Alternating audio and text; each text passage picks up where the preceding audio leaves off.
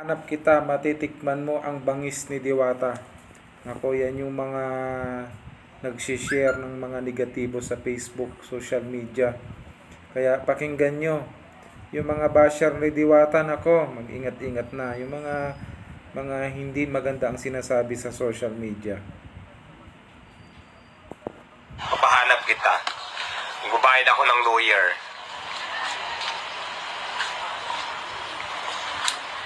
Papatrabaho kita. Lumabang ka ng patas. Wala namang akong ginagawang masama sa'yo. Nagninegosyo ako ng maayos.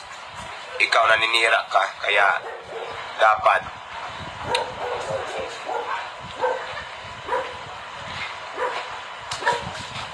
talaga sa'yo itigil mo na yung ginagawa mo dahil alam mo na. Kaya rin ang babae, kanawila. Sino ito? Kuhan mo daw ito siya, na-friend niya kasi gusto ka daw mahubutan.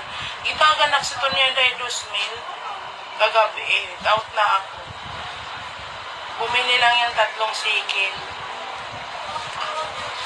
Sabi mo, dito lang naman ako pag busy lang sa may mga racket. Kaya wala ako. Hello, good morning. Good morning. Hi, live. Nandito na ang pinakamagandang Diwata. Ano ka nga ba, di ba? Diba? Kita naman sa mukha. Ano ang masasabi mo doon sa mga kumakalat ngayong viral sa Facebook ngayon na naniningil ng 1.5 bago magpa-picture? Alam? Using my name. Ay, Hindi naman totoo ako. yun. Wala po. Kita nyo naman ngayon. Wala. Hindi yan totoo, guys. Alam mo, nakakainis na kasi kagigising ko lang, tapos nag-viral siya ngayon na bago daw magpa-picture, magbabayad muna ng 1.5. Kasi wala naman akong ganon. Di ba, ang mga Pinoy talaga, alam mo kasi ganito yan sila Yan ang sinasabi ko na yung nag-share tayo dito ng sa ating channel ng Word of God na kabutihan ng itanim natin. Lahat ng mga nakikita natin ay dapat na i-convert natin sa kabutihan. Kung meron man tayong nakikitang negatibo, kailangan na mahalin natin ang ating kapwa tulad nga ng Diyos na minahal tayo bilang makasalanan. Kaya ito na ipapahanap nga yung yung nag-post na picture daw ay naniningil na 1.5 nako. So pakinggan muli natin yung kanyang sasabihin.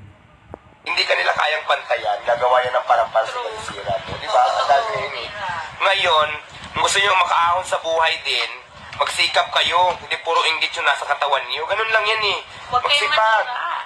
Dumiskarte sa buhay. Huwag kayong manira.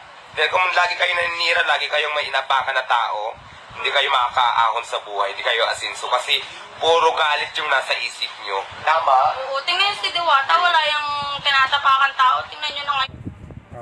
Yon, isa tama nga. No, hindi puro galit yung nako, pag nagtanim ka ng galit, ang mahirap niyan ay gagantihan ka. So ipapahanap nga may lawyer daw. Kaya kung ako sa iyo, mag-sorry ka, mag-PM ka kay Diwata. Mag-comment ka sa mga post niya at iwasan mo na yan yung mga paninirang puri ay may hangganan yan. Yung masyado tayong masama ang sinasabi sa ating kapwa, kaya delikado yan. Kaya tuloy natin. Diba? Ang sarap kaya mamuhay ng parihas, na wala kang malaya, wala kang inintindin. True. Nagugulat lang ako, wala ka namang ginagawang masama, bakit ang daming galit? At least madami kang viewers. Sila nagbibigay ng viewers sa'yo. Naisip ko nga pala, sa Pilipinas nga pala ako bawal umasinso. Bawal talaga.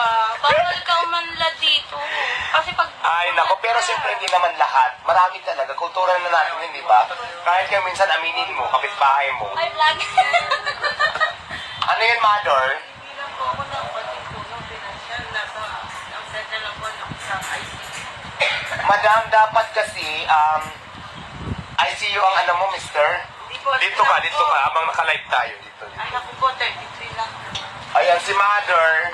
Dapat mo pa sa May dala-dala siya. Ito hingi siya ng tulong. Nakalagay dito Barangay Molino 3. Tapos may dala sa to mother? Dala mo? Guidance pala po kasi Ikat na natin. Kaya yan, pag papahanap kita, matitikman mo ang bangis ni Diwata.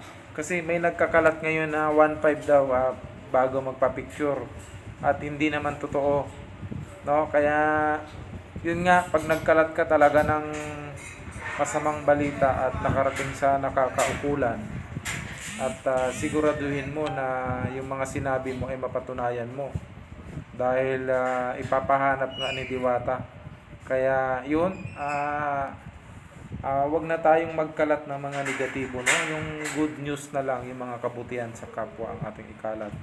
Baka makatapat ka, no? Makahanap ka ng katapat. Kaya pwede mong gawin na mag-sorry ka, magpakumbaba ka, pero kung magmamatigas ka, marami nakakakita sa vlog mo, ma-screenshot yung vlog mo at may report ka kay Diwata at isang araw magkikita-kita kayo sa korte, no? Kaya yun lang. Salamat sa mga nag-view, sa mga nag-share. At yun nga, no, ang mensahe dito ay huwag tayong magtanim ng kasamaan sa ating kapwa, no? Magtanim tayo ng kabutihan para mabuti rin ang aanin natin. Okay, salamat po sa inyong lahat.